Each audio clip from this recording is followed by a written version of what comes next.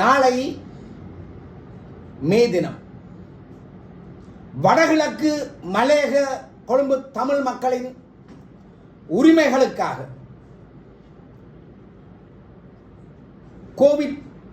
Covid வந்து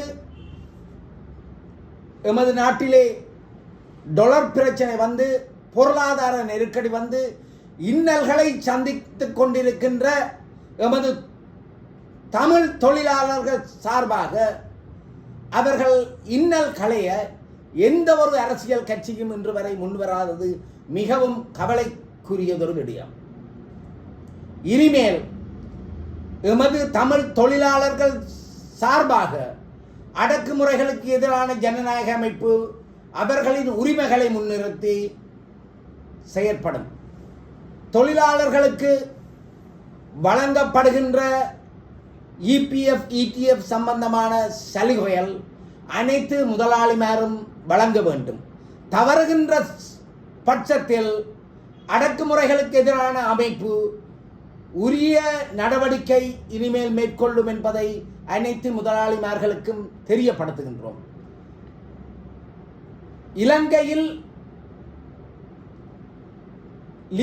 இலங்கையில் ஓய்வு நாட்களாக அரச சட்டத்தினால் அங்கீகரிக்கப்பட்ட பௌர்ணமி தினம், ஞாயிற்றுக்கிழமை, விசேஷ விடுமுறை தினங்கள் அனைத்து தினங்களும் இனிமேல்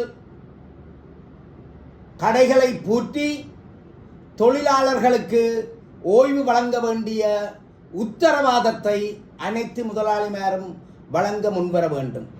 அப்படி தவறுகின்ற ஒரு சந்தர்ப்பத்தில் அடக்குமுறைகளுக்கு எதிரான ஜனநாயக அமைப்பு இது சம்பந்தமாக அனைத்து தொழிலாளர்களுடனும் கலந்து பேசி நடவடிக்கைகளை இனிமேல் மேற்கொள்ளும் என்பதை தெரிவித்துக் கொள்ள விரும்புகின்றோம்.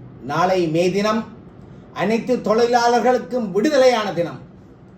நான் யாழ்ப்பாணத்தில் நிற்கும் பொழுது என்னை தொழிலாளர்கள் கேட்கின்றார்கள், நாளைக்கு கடை பூட்டுவனமோ உண்டு.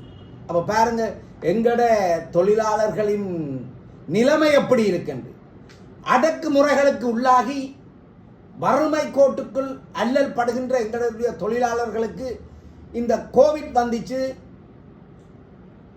பொருளாதார நெருக்கடி வந்துச்சு. ஒரு 30 ரூபாய்க்கு குடித்த பிளேண்டி இன்றைக்கு 50 ரூபா 60 ரூபாய் குடிக்கணும். 40 ரூபாய் குடித்த டீ இன்றைக்கு 100 ரூபாய் குடிக்கணும்.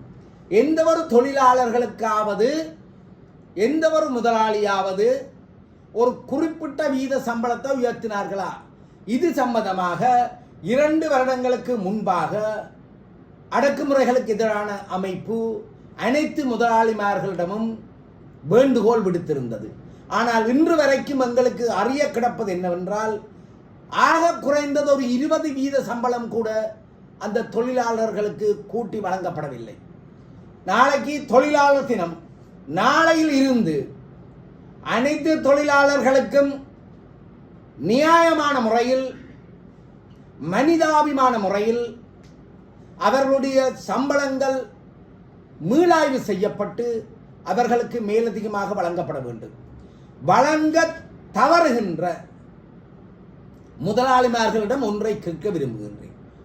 அன்று இந்த பொருளாதார டொலர் பிரச்சனைகள் எல்லாம் வருவதற்கு முன்பு உங்களுடைய கேபிட்டல் முதல் சில வேளை 1 கோடியா இருந்திருக்கும். இன்றைக்கு அந்த கேபிட்டல், அந்த முதல் 2 கோடியா இருக்கும். அப்ப இந்த 2 கோடி பொருட்களையும் கவனமாக நேரகாலம் பாராது, ஓய்வு பாராது, உங்களுடைய வருமானத்தை ஒன்றையே கண்ணாக கொண்டு இரவு பகலாக செயற்படும் இந்த தொழிலாளர்களின் நலன்களில் அக்கறைப்படுவது நியாயமானது தானே? அதை ஏன் இதுவரைக்கு எந்த ஒரு முதலாளியும் செய்யவில்லை? யாழ்ப்பாண சேம்பர் ஆஃப் காமர்ஸ் ஆரம்பித்த ஒருவர்களில் உயிரோடு இருப்பவர் நான் ஒருவனே. முதல் தலைவராக எமது பெருமைக்குரிய மறைந்த SV முருகேசு அவர்களை நாங்கள் தலைவராக்கி இருந்தோம். இன்றும் ரொலெக்ஸ் ஹோட்டல் முதலாளி உயிரோடு இருக்கிறார், அவர் சாட்சியாக இருக்கின்றார். எங்களுடைய எதிர்பார்ப்பெல்லாம் எமது யாழ்ப்பாண பொருளாதாரத்தை எப்படி வளப்படுத்துகின்றது, எமது யாழ்ப்பாண பொருளாதாரம் தான் தமிழர் தேசத்தின் பொருளாதாரம்.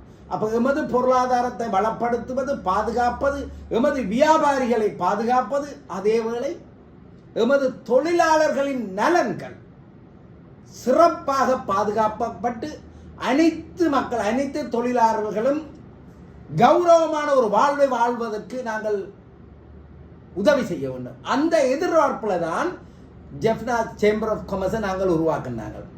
இன்றைக்கு காலாகாலமாக அந்த தலைமை பதவியை கைப்பற்றி வச்சிருக்கின்றவருக்கு அதை பற்றி அக்கறை கூட இல்லை என்று தான் நினைக்கிறேன். எல்லாத்துக்கும் மீட்டிங் போடுறார், எல்லாத்துக்கும் போடுறார். அங்கே வேறொரு தலைவரையும் விரவுறார் இல்லை, தான் தான் தலைவராக இருக்கிறார். அது சம்பந்தமாக நான் கருத்து கூற விரும்பவில்லை. ஆனால் அவர் இந்த தொழிலாளர்கள் சம்பந்தமாக அனைத்து முதலாளிகளுடனும் உடனடியாக கலந்து பேச வேண்டும். ஒரு குறிப்பிட்ட அளவு சம்பள உயர்வை அனைத்து முதலாளிகளும் உயர்த்த வேண்டும் என்ற ஒரு கட்டளையை இவர் அனைத்து முதலாளிமாருக்கும் வழங்க வேண்டும்.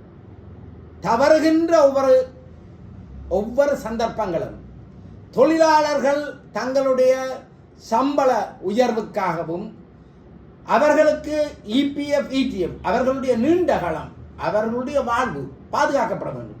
அவர்களுடைய வாழ்வு எப்படி பாதுகாக்கப்படுகின்றது? அவர்களுடைய சம்பளத்துக்கான EPF, ETF இதுகள் எல்லாம், அவர்களுடைய ஓய்வு காலம், அவர்களுடைய மெடிக்கல் சம்பந்தப்பட்ட, அவர்களுடைய சுகாதாரம் சம்பந்தப்பட்ட விடயங்களுக்கு அனைத்து தொழில் நிறுவனங்களும் காப்புறுதி செய்ய வேண்டும். அது செய்யப்படுகின்றதா?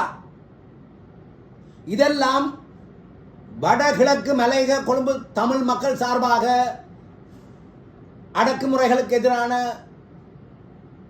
அமைப்பு அக்கறைப்படும்.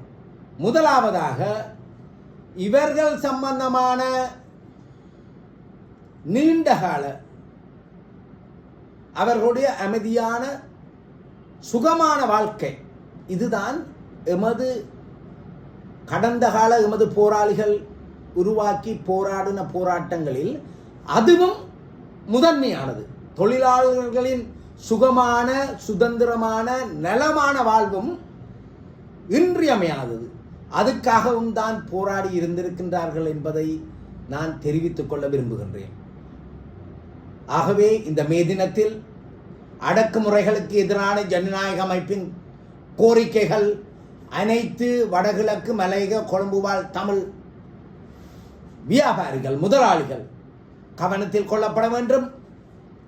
அப்படி கவனத்தில் கொள்ளப்படாத பாதிக்கப்பட்ட தொழிலாளர்கள் அடக்குமுறைகளுக்கு எதிரான ஜனநாயக அமைப்பை தொடர்பு கொண்டால் அவர்களுக்குரிய நியாயமான, அவர்களுக்கு சட்ட ரீதியான பெற்றுக் கொடுக்க வேண்டிய அனைத்து விடயங்களும் பெற்றுக் கொடுக்கப்படும் என்பதை இந்த மே தினத்தை எதிர்கொண்டிருக்கின்ற இன்றைய நாளில் நான் அனைத்து தமிழ் தொழிலாளர்களுக்கும் தெரிவித்துக் கொள்ள விரும்புகிறேன்.